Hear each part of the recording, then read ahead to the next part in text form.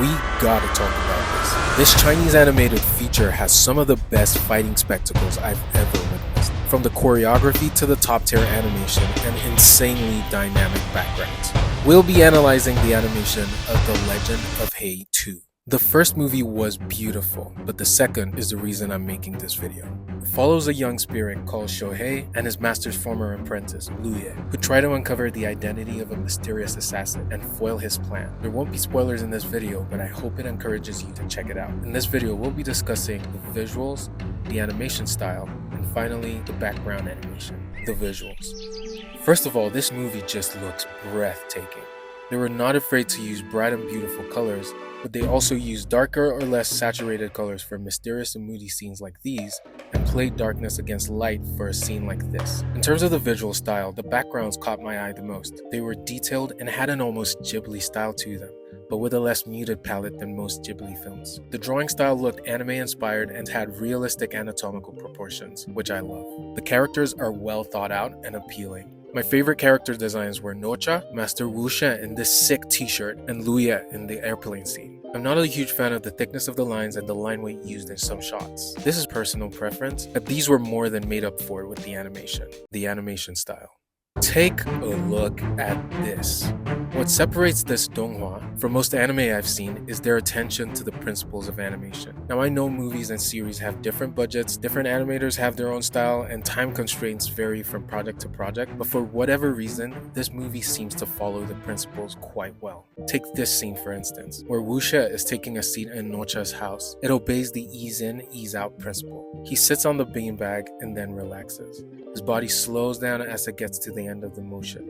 Ease out. It's animation like this throughout the movie that make it just wonderful. Now let's analyze this fight scene between our protagonist, Hei, and this woman. Now as she gets up, I want you to notice that all the parts of her body don't move at the same speed and they stop at different times. So her arm pushes her torso up, her knee leads the motion of her leg in a slow ease in and ease out. Then the hand twists in an arc and then slides just as the knee stops. And that's just two body parts that we tracked. Her entire body was in motion. In this shot, the principle of staging is already at play. You can tell that something's about to happen. The position of the characters on the screen is also important. It helps to have the characters close together so the eyes of the viewer don't have to travel too far to read the situation before the action happens. Then she wipes her face in an arc and follows through after the motion. This may seem like a simple gesture, but it also says something's about to happen. And then she starts to plant her foot as she leads with her chest for the swipe. She anticipates it by moving her arm back. The other arm is also pulled back, led by the elbow to further wind her up, and could be considered a second reaction. Then she lets go of all that energy and swipes. This also forms an arc with a motion sphere and a slight blur on her hand and arm. Now this smear is even more important because there are no in-betweens from here to here. So the smear makes it clear what path the arm took to get to this point. Then she follows through with the swipe, her face showing her realization that she can't slow her momentum to dodge the kick, and then having to take the full force of his heel. Now the exact point of impact is not shown, which makes the movement seem even faster. She flies in an arc towards the semi with her hair showing some overlapping action, and hits it before the full impact pushes her entire body against it, then falls to the ground with a slow in. This shot is animated mostly on 2s and 3s, but there are some movements in the movie that are on 1s. Most camera movements and background movements seem to be shot on 1s. Another thing I enjoyed about the movie was the way they portrayed the speed of the characters. It was beautiful to see how they balanced making the characters move fast with making the action visible and readable. To be honest, a few times it was a little too fast to see the action,